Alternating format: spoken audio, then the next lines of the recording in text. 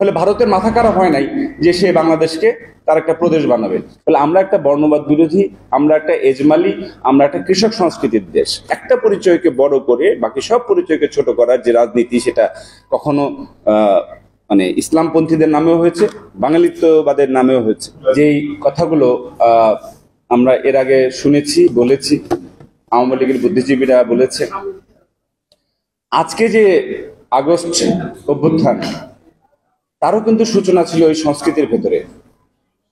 কারণ এখানে দুই রকম একটা দেশের ধারণা আছে। এখানে এমন একটা জাতীয়তাবাদ আছে যে জাতীয়তাবাদের উদ্দেশ্য হচ্ছে বাংলাদেশকে আর একটা বৃহৎ রাষ্ট্রের অধীনে নিয়ে যাওয়া। ফলে আমরা যখনই বাঙালি জাতীয়তাবাদকে প্রশ্ন করেছি, তারা বলেছে যে তুমি দেশদ্রোহী। কিন্তু যে বাঙালি জাতীয়তাবাদীরা, তাদের মন্ত্রীরা, তাদের বুদ্ধিজীবীরা বলতেন যে ভারতের সঙ্গে মিশে গেলে অসুবিধা কি,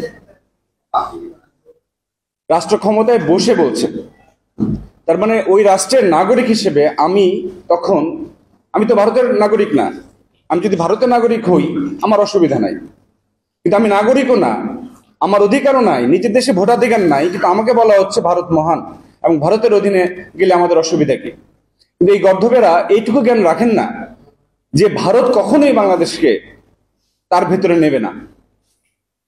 অর্থাৎ আজকে যে আমাদের 18 কোটি যে বাঙালি যারা বাংলা ভাষা বলেন, আজকে এরা যদি বাঙালি পরিচয় ভারতের ভিতরে আমরা যাই, তাহলে সঙ্গে সঙ্গে ভারতে বাঙালি সংখ্যাগরিষ্ঠ একটা রাজনীতি দাঁড়িয়ে যাবে এবং যারা দিল্লির দখল নেবে। বাংলাদেশের বাঙালি, ভারতের বাঙালি, ত্রিপুরার বাঙালি, আসামের বাঙালি এবং সর্বভারতীয় বাঙালি মিলিয়ে সংখ্যাটা 30-35 কোটি। ফলে ভারতের মাথা খারাপ হয় নাই যে সে বাংলাদেশকে তার একটা প্রদেশ বানাবে। কারণ তাহলে বাঙালিরাই দিল্লি শাসন করবে, যে কারণে সে বাংলা ভাগটা করেছে, যে কারণে সে পার্টিশনটা করেছে। একইভাবে যদি মুসলমান পরিচয় আমরা যাই, সে এই আলীবর্দীর বাংলা সৃষ্টি হয়ে যাবে। কারণ বাংলা, বিহার, উড়িষ্যা পুরো অঞ্চল জুড়ে মুসলমান সংখ্যাগরিষ্ঠ একটা রাষ্ট্র দাঁড়িয়ে যাবে। ভারতের অন্যান্য মুসলমানরা তো আছি, তারা তখন দিল্লি শাসন করবে। এই কারণে যারা এই যে ভারত প্রেমী, ভারতের মধ্যে মিশে যেতে চান, দেহ বিলীন করতে চান, হৃদয় সমর্পণ করতে চান, তারা তো এই বাস্তব জ্ঞান নাই যে ভারত তাকে চাকর বাকরের বেশি কোনো মর্যাদা সে দেবে না, সে সমান নাগরিকত্ব দেবে না, সে কোনো প্রাদেশিক মর্যাদা দেবে না, কিছুই দেবে না। ফলে কিন্তু তারা এগুলো বলে গেছেন কেন? তারা এগুলো বলে গেছেন যে যাতে বাংলাদেশ পন্থা, যে যার জন্ম মুক্তিযুদ্ধের মধ্য দিয়ে, যে তার তো একটা সার্বভৌমত্বের অবস্থানটা হচ্ছে প্রথম। সেই সার্বভৌমত্ব একটা সময় আমরা পাকিস্তানের বিরুদ্ধে দাঁড়িয়ে আদায় করে নিয়েছি, কিন্তু ঐতিহাসিকভাবে বাংলাদেশের সার্বভৌমত্ব সবসময় যার দ্বারা হুমকির মধ্যে ছিল, সেটা কিন্তু এই ভারতের দ্বারা। কারণ আপনি 1000 বছর যান, এই দিল্লির বিরুদ্ধে লড়তে হয়েছে, দিল্লির বিরুদ্ধে লড়তে হয়েছে দেশীয় রাজাদের, দিল্লির বিরুদ্ধে লড়তে হয়েছে এই ভূখণ্ডের সুলতানদের, দিল্লির বিরুদ্ধে সকলকে লড়তে হয়েছে। তো আপনি 1000 বছরের লড়াইয়ের কথা যদি বলেন, বাঙালি সংস্কৃতি যদি কিছু থেকেও থাকে, সে লড়াইটা হচ্ছে দিল্লি বিরোধিতার। একই সঙ্গে 1000 বছরে যদি কোনো সংস্কৃতি থেকে থাকে, সেই সংস্কৃতি এরকম 1000 বছর বলে কোনো সংস্কৃতি থাকে না। যদি থেকেও থাকে, তার ভিতরে পাবেন কৃষকের সংস্কৃতি, কারিগরের সংস্কৃতি, এখানকার মানুষের বর্ণবাদ বিরোধী সংস্কৃতি।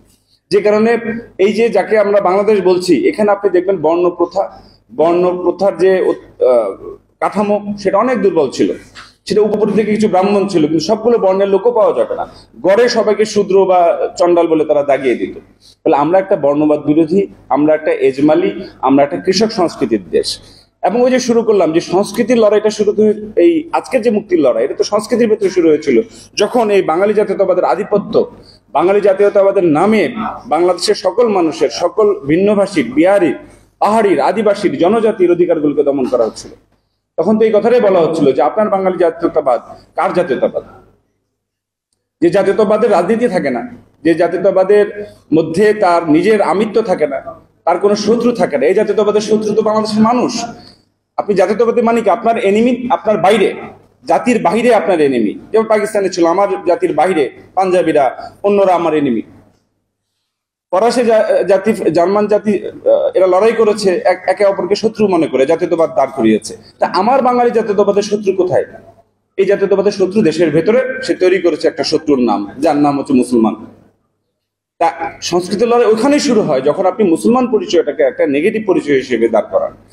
আবার আরেক দল পাওয়া যাবে যারা আর কিছু মনে করেন না, মনে করেন যে মুসলমান পরিচয়টাকে, ধরেন আপনার গান বাজনার মধ্যে 3-4টা যন্ত্র লাগে, হারমোনিয়াম, দোতারা লাগে, আপনি যদি কোনো একটা যন্ত্র অতিরিক্ত বাজাতে থাকেন তাহলে গানটাও একটু শোনা যাবে না, কণ্ঠ তো আসবে না। তাহলে আমার বাঙালিত্ব আছে, মুসলমানিত্ব আছে, আমার আদিবাসী, এক একজন অনেকগুলো পরিচয়ের সমষ্টি আমরা, এবং আমাদের এই পরিচয় কিন্তু স্থায়ী না। আমার ছোটবেলায় তো আমি বাঙালি বা ইত্যাদি নিয়ে ভাবি না, আমি ভাবছি আমার সার্কেলকে, পাড়াকে, বন্ধুকে, আমার স্কুল কোনটা, স্কুল কেন্দ্রিক এক ধরনের পরিচয় আমাদের থাকতো, পাড়া কেন্দ্রিক পরিচয় থাকতো, আরেক বয়সে ইউনিভার্সিটি কেন্দ্রিক পরিচয় থাকতো, বা আমি ধরেন লিটল ম্যাগাজিন করি, তখন দুনিয়ার সব মতবাদ বাদ, লিটল ম্যাগাজিনটা হচ্ছে 1 নাম্বার। আমাদের পরিচয় তো কোনো স্থায়ী না। এখন দেখার বিষয় হচ্ছে যে একটা পরিচয়কে বড় করে বাকি সব পরিচয়কে ছোট করার যে রাজনীতি, সেটা কখনো মানে ইসলামপন্থীদের নামেও হয়েছে, বাঙালিত্ববাদের নামেও হয়েছে। এখন তার মানে সত্যিকার বাংলাদেশটা কোথায়? আজকে আমরা বলছি যে এখানে একটা আমাদের সংস্কৃতির জগতে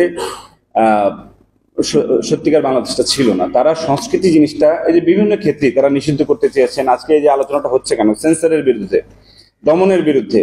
তো শিল্পী যিনি আর কোনো ক্ষমতা তার নাই, টাকার ক্ষমতা, দলের ক্ষমতা নাই, তিনি তো লিখতে পারেন, বলতে পারেন, গাইতে পারেন, এটা দিয়ে মানুষের কাছে যেতে চান। আরেকজন দল বানাতে পারে, আরেকজন হয়তো আরো অনেক কিছু করতে পারে, তার তো এই ক্ষমতা নাই। কিন্তু এই যে শিল্পী যারা বিভিন্ন প্রতিষ্ঠান দখল করে, টেলিভিশন দখল করে, স্ক্রিন দখল করে কথা বলতো, তারা তো দাপট দিয়ে কথা বলতো, তারা তো এলিট, তারা লুটেরার পক্ষে, তারা এলিটের পক্ষে, তারা হচ্ছে ফ্যাসিবাদের পক্ষে।